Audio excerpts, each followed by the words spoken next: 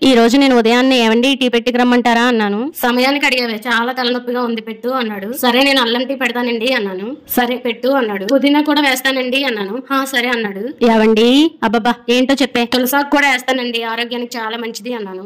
ఒక పని చేయవే, కొన్ని ఆవాలు జీలకర్ర వేసి తాలింపు పెట్టే, పేడ వదిలేస్తది అన్నాడు. ఎందుకండి నేనంటే అంత కోపం, ప్రతిదానికి కోపడిపోతున్నారు అన్నాను. సరే టిఫిన్ అయినా పెడతాను రండి తిందురు గాని అన్నాను. కుర్చీ పక్కన ఉన్న పీటను చూశాడు. ముందు ఆ పీటను తీసి ఎక్కడైనా పడే అన్నాడు.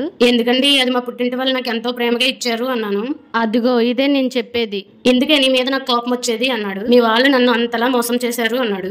ఉరిమి మంగళం మీద పడినట్టు మధ్యలో మా వాళ్ళు ఏం చేశారు అని అడిగాను. మీ ఇంటికి పెళ్లి చూపులకు వచ్చినప్పుడు అబ్బాయికి ఏమిస్తారని మా వాళ్ళు అడిగితే 10 తరాలు కూర్చొని తిన్నా తరగని ఆస్తి ఇస్తామంటే, అబ్బా వీళ్ళు బాగా డబ్బున్నోలేమో, ఈ రోజు నక్క తోకనే కాదు నక్కనే తొక్కొచ్చాను అనుకుని ఏమీ ఆలోచించకుండా పెళ్లికి ఓకే చెప్పేశాను. తీరా చూస్తే పేటిచ్చి పంపించేశారు. కోపం రాకపోతే ఇంకేమొస్తుంది అన్నాడు. వీడియో నచ్చితే లైక్ చేసి సబ్స్క్రైబ్ చేసుకోండి. Thank you.